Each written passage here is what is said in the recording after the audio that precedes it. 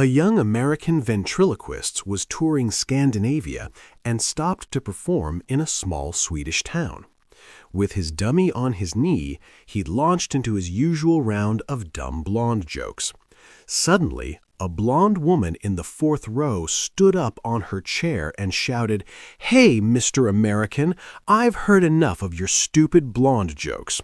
What makes you think you can come to our country and stereotype Swedish blonde women in such a derogatory way? What does the color of a woman's hair have to do with her worth as a human being? It's chauvinistic men like you who keep women from being respected at work and in the community and from reaching their full potential. It's people like you who make others think all blondes are dumb, all in the name of humor." The ventriloquist, red-faced and embarrassed, began to apologize, but the woman wasn't finished. She cut him off and shouted, "You stay out of this. I'm talking to that little fella on your lap." A confident, middle-aged British chap called Mark was unwinding in his favourite pub when he somehow caught the eye of a stunning young blonde foreigner. One drink led to another, sparks flew, and before long he was escorting her back to his flat. After a bit of light chat, they disappeared into the bedroom, where Mark gave a performance he felt rather proud of. Afterwards, grinning to himself, he asked, "You finish?" She hesitated, frowned slightly, and said, "No." A bit taken aback, Mark leaned back in and had another go. This time things were louder, wilder, and far more energetic. When it was finally over, Mark smiled again and asked, "You finish?" She paused, snuggled closer, smiled sweetly, and replied, "No." Determined not to fail, Mark summoned every last ounce of energy he had left. What followed was a final, all-out effort, limbs everywhere, sheets all over the place, both of them utterly spent. Mark collapsed onto his back, chest heaving. Turning his head with great effort, he smiled proudly and asked one last time, "You finish?" Barely able to whisper, the beautiful blonde leaned in and murmured, "No, I'm Norwegian." Dave walks into a bar and orders a martini. He removes the olive, sets it neatly on the bar, and drinks. Then he orders another martini. Again, out comes the olive. Drink. Another, same thing. Martini after martini, the olives pile up. By the 10th one, the bartender finally asks, "Dave, why do you keep taking the olives out and lining them up?" Dave shrugs. "Simple, really. My wife told me to pick up a jar of olives, but the shop was shut." Lucian was out tending his vegetable patch when a shiny luxury sedan with out-of-state plates rolled to a stop. "Excuse me," the driver called out, "is this the road to Bayou Ridge?" "Oh yeah," Lucian said, wiping his hands. "Just keep straight, about 10 miles or so." The driver looked around and smiled. "You've got yourself a fine little place here."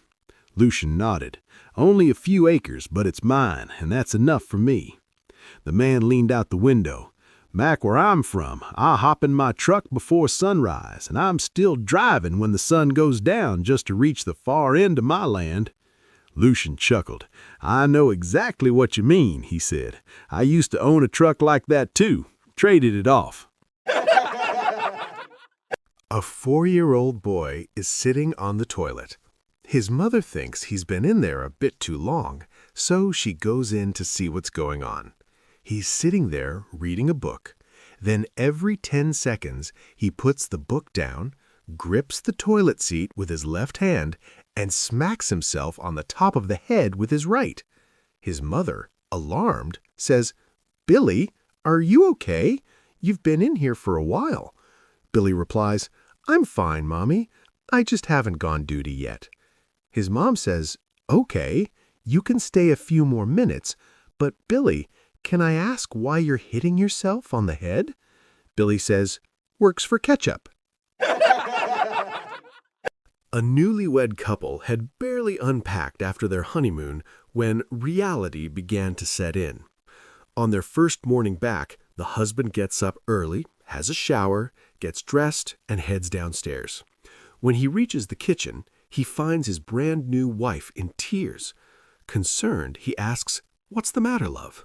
She sniffles and says, "I wanted to surprise you with a proper breakfast, but I don't know how to cook or clean." The husband laughs softly, gives her a cuddle, and replies, "That's all right, darling. I couldn't care less about that. Come back upstairs and I'll show you what I fancy for breakfast." Up to the bedroom they go. Later that day, the husband pops home for lunch and once again finds his wife sobbing in the kitchen. "Oh no, what's wrong this time?" he asks. "It's the same problem," she says. "I wanted to make you lunch, but I still can't cook."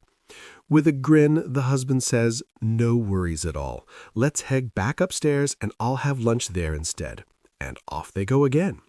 That evening, the husband returns home and is greeted by a rather unexpected sight. His wife, completely naked, sliding down the banister. She runs back upstairs, whoosh, down she goes again. After the third trip, he finally asks, utterly confused, "What on earth are you doing?" To which the new bride replies, "Warming up your supper." Our honeymoon in 1949 was straight out of a romance novel. We trained to Niagara Falls with champagne in a paper bag, and we danced until 3 a.m.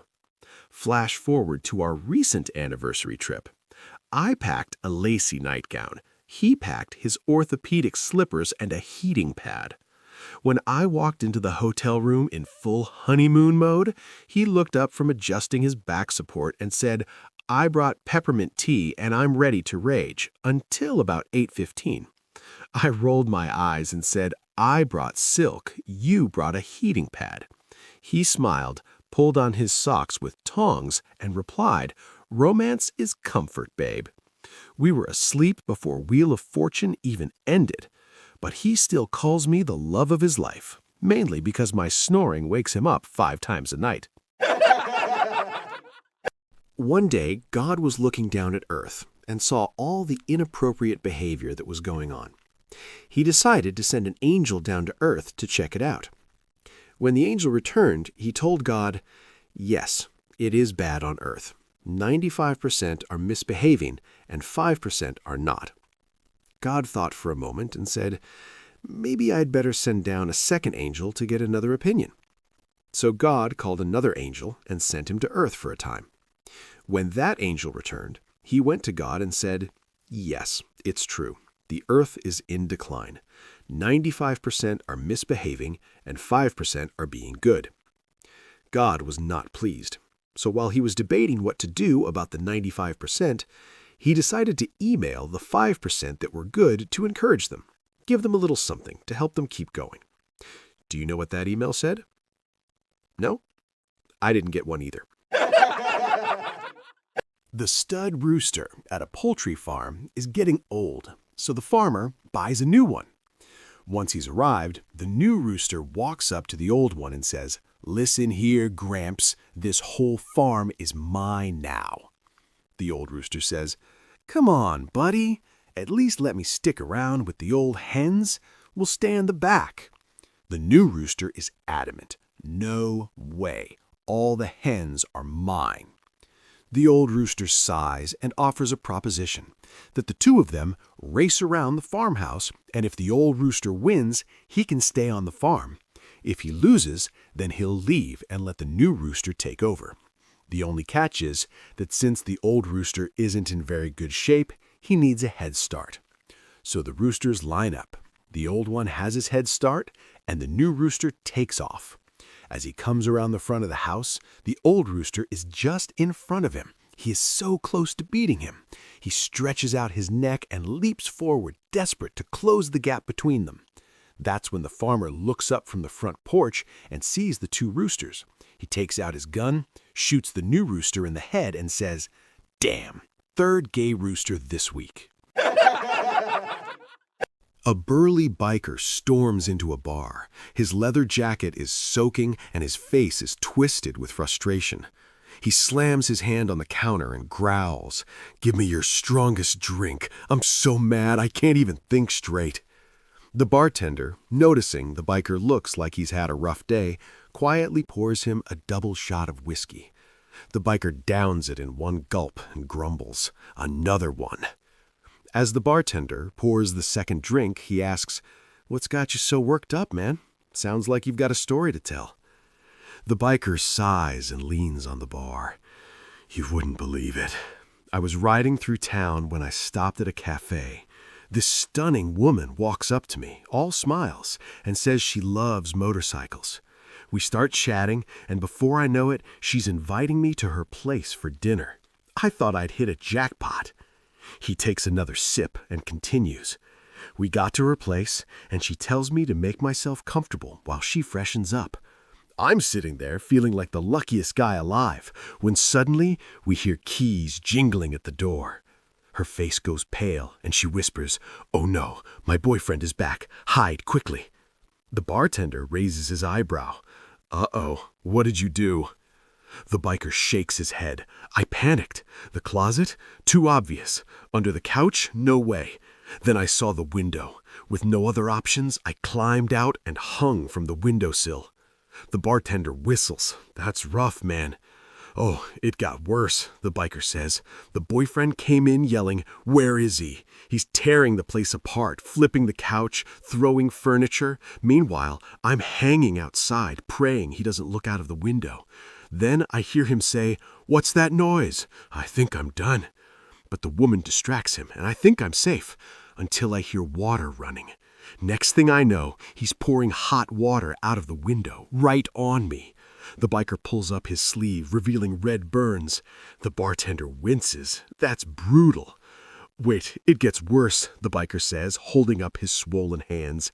'The guy slams the window on my fingers over and over. I thought I would lose them.' The bartender shakes his head. 'Man, I'd be feeling this too. What a day.' The biker slams his fist on the bar. But that's not even the worst part. 'But what could be worse than that?' the bartender asks. The biker groans. 'After all that, I looked down and realized I was only 2 feet off the ground.'" A man absolutely hated his wife's cat and decided to get rid of him one day by driving him 20 blocks from his home and leaving him at the park. As he was getting home, the cat was walking up the driveway. The next day, he decided to drive the cat 40 blocks away. He put the beast out and headed home. Driving back up his driveway, there was the cat. He kept taking the cat further and further, and the cat would always beat him home. At last, he decided to drive a few miles away, turn right, then left, pass the bridge, then right again, and another right until he reached what he thought was a safe distance from his home and left the cat there. Hours later, the man calls home to his wife. "Jen, is the cat there?" "Yes," the wife answers. "Why do you ask?" Frustrated, the man answered, "Put that son of a bitch on the phone. I'm lost and need directions." The 6th grade science teacher, Mrs. Parks, asked her class, "Which human body part increases to 10 times its size when stimulated?" No one answered until little Mary stood up and said, "You should not be asking 6th graders a question like that. I'm going to tell my parents, and they will go and tell the principal, who will then fire you." Mrs. Parks ignored her and asked the question again. "Which body part increases to 10 times its size when stimulated?" Little Mary's mouth fell open. Then she said to those around her, "Boy, is she going to get in big trouble." The teacher continued to ignore her and said to the class, "Anybody?" Finally, Billy stood up, looked around nervously, and said, "The body part that increases 10 times its size when stimulated is the pupil of the eye." Mrs. Parks said, "Very good, Billy," then turned to Mary and continued, "As for you, young lady, I have 3 things to say. 1, you have a dirty mind. 2, you didn't read your homework. And 3, one day you are going to be very, very disappointed." A man goes to confession. "Forgive me, Father, for what I have sinned." "What did you do, my child?" "I went to my sister-in-law's home. Just when I was leaving, it started raining, and I had to stay there. We slept together." "Pray to God, my son, for He is merciful." The day after that, I went to see my mother-in-law. Just when I was leaving, it started raining, and I had to stay there. We slept together. Pray to God, my son, for he is merciful. Yesterday, I went to see my brother-in-law. Just when I was leaving, it started raining, and I had to stay there. We slept together.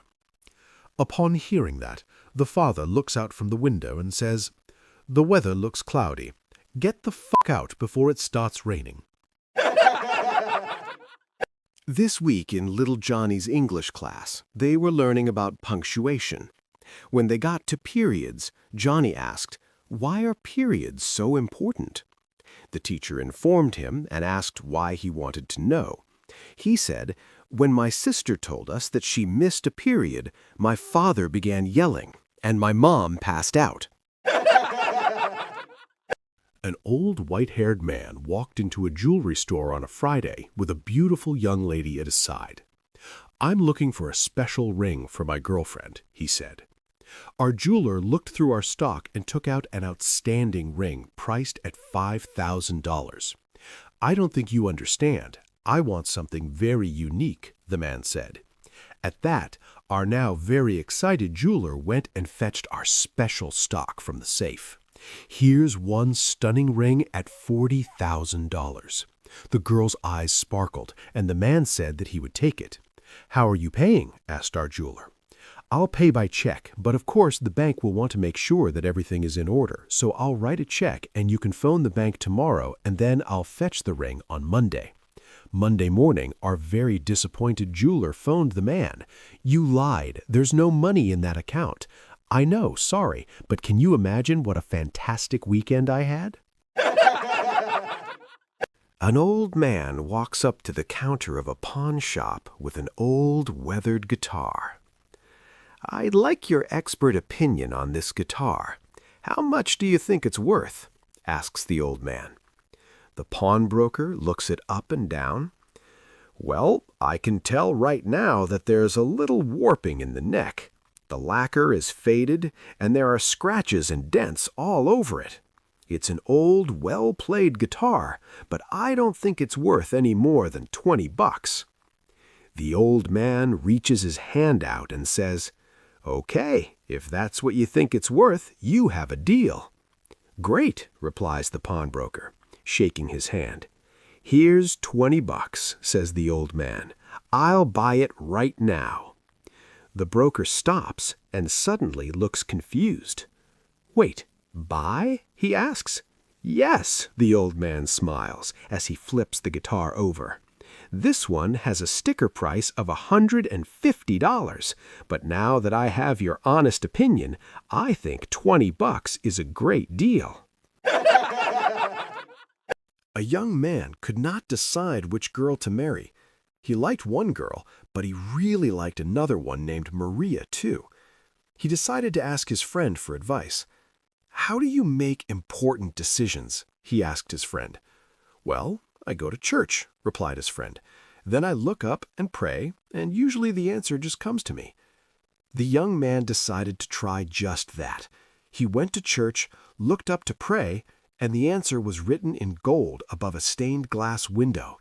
It said, "Ave Maria." I was surprised when my deadbeat roommate actually had rent money on time. "Yeah, man, I got a job." "Doing what?" I asked. "I hang out in the alley and give blowjobs." Sounds like a hard way to make money. "Nah, man, my very first night, I made $300.05. I scoffed. "Who paid you a nickel?" He said, "They all did." Peter confesses to his friend that he had sex with his sister-in-law. "Well, it was in the evening," says Peter. "I dropped by my sister-in-law's to say hello. Suddenly it started to rain. I hadn't brought an umbrella then. Neither did she have one to lend. The rain was pouring, and then it happened." His friend responds, "Well, if it has happened only once, maybe it's best not to tell anyone about this." "Actually, I have also had sex with my mother-in-law," says Peter. "It was in the evening. I went by her house to say hello. Suddenly it started to rain. I hadn't brought an umbrella that time either. Neither did she have one to lend. We both got emotional, and we had sex. Well, I can't blame you. Your mother-in-law is pretty hot. I think you'll be fine if you don't tell your wife about this and move on, says his friend. There's more, says Peter. I once visited my brother-in-law one fine evening. Suddenly it started to rain. I hadn't brought an umbrella. Neither did he have one to lend. We got very exotic and had sex. Hearing Peter say this, his friend was pretty shocked. Suddenly it starts to rain. Concerned about the situation, he asks Peter, "Have you brought an umbrella?" "No," Peter answers. Four friends who hadn't seen each other in 30 years reunite at a party. After several drinks, one of the men had to use the restroom. Those who remained talked about their kids. The first guy said, "My son is my pride and joy. He started working at a successful company at the bottom of the barrel. He studied economics and business administration and soon began to climb the corporate ladder, and now he is the president of the company. He became so rich that he gave his best friend a top-of-the-line Mercedes for his birthday." The second guy said, "Darn, that's terrific. My son is also my pride and joy. He started working for a big airline and then went to flight school to become a pilot. Eventually, he became a partner in the company, where he owns the majority of its assets. He's so rich that he gave his best friend a brand new jet for his birthday." The third man said, "Well, that's terrific. My son studied in the best universities and became an engineer. Then he started his own construction company and is now a multi-millionaire. He also gave away something very nice and expensive to his best friend for his birthday, a 30,000 square foot mansion." The three friends congratulated each other just as the fourth returned from the restroom and asked, "What are all the congratulations for?" One of the three said, "We were talking about the pride we feel for the successes of our sons. What about your son?" The fourth man replied, "My son is gay and makes a living dancing as a stripper at a nightclub." The three friends said, "What a shame. What a disappointment." The fourth man replied, "No, I'm not ashamed. He's my son and I love him. And he hasn't done too badly either. His birthday was 3 weeks ago, and he received a beautiful 30,000 square foot mansion, a brand new jet, and a top-of-the-line Mercedes from his 3 boyfriends."